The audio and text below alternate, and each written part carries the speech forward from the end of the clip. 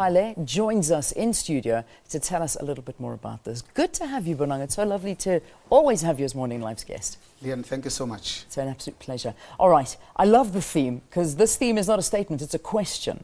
So there obviously isn't an answer as yet, or is there? Look, if it was easy, I suppose everybody would do it. Like I said, it's the heart in it that makes it great. The reason why we are addressing this topic is because at the end of the day, and indeed in the final analysis, it's all about the economy, because it's only good, vibrant, rigorous economic growth that can get rid of some of the things that keep us awake at night. And here I'm talking about rising levels of unemployment that are stubbornly high, that then lead to increasing levels of poverty and inequality. And we are saying one of the ways in which we can decisively deal with this monster, it's about encouraging good governance, both in the private sector and in the public sector.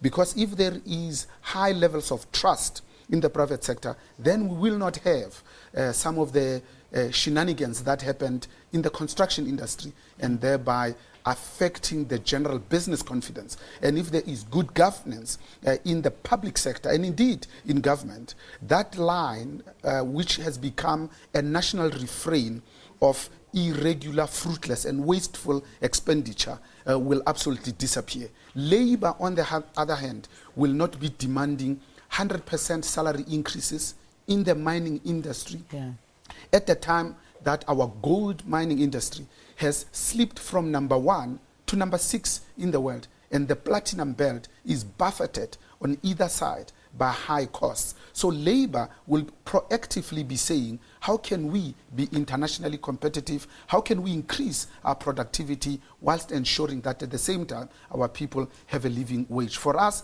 it's not a both or question, it's an and question. It's both and together at the same time. Okay, let's look at the BMF, because this is the theme that you've adopted. This is what you obviously want, and everybody that's a part of the BMF to excel, to achieve.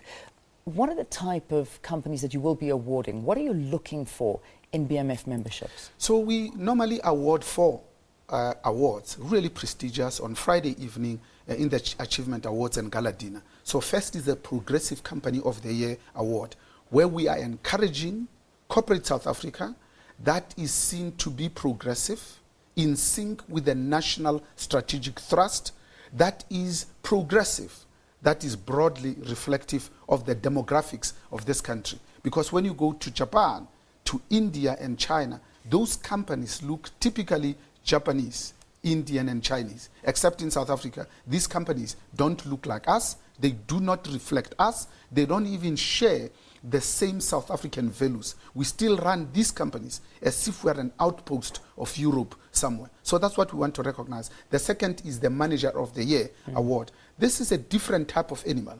This is a manager who goes out of his way to counsel, coach, and hold by the hand the younger managers that are coming up. They are not satisfied with being the first black this or first black that. They are truly obsessed with the development of others, because good leaders personally develop good leaders, not good followers. And then, of course, the Student Chapter of the Year, as well as the Young Professional of the Year. Because I think our greatest asset in this country is our people. Because companies that are inappropriately located can always move their head office. Those that are short of money can leverage their position and go and lend money from the banks.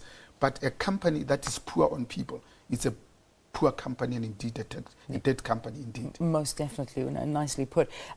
The conference that's taking place as well, I'm sure there's a lot of people that would love to be a part of the BMF, but they can't. They don't qualify to be a part of the BMF.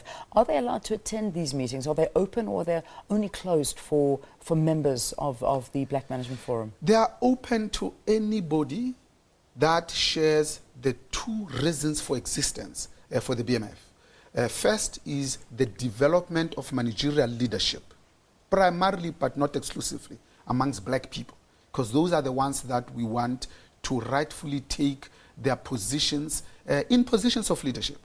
Secondly, the reason for existence is about socio-economic transformation. So this is not just a talk shop, it's about let's listen, let's engage, let's be robust. And then when we go back, let's see if we can't effect this change that we want to see.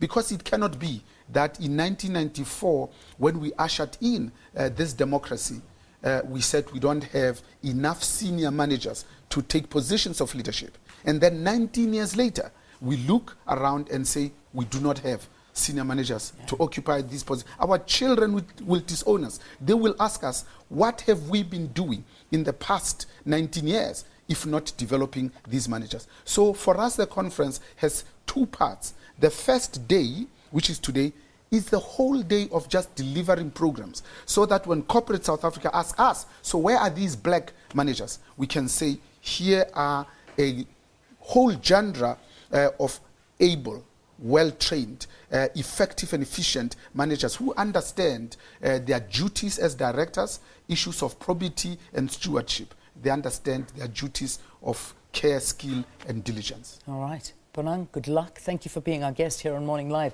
This is the BMF conference that is happening. It's an annual conference. The award ceremony takes place on Friday night. But if you'd like to be a part of the conference, you've heard you can attend. And it's happening this week at the Gallagher Convention Centre. So make your way down there. Bonang, thank you so much for being our guest. Always a pleasure to have you on the program. Thank you so much, Leah. All right.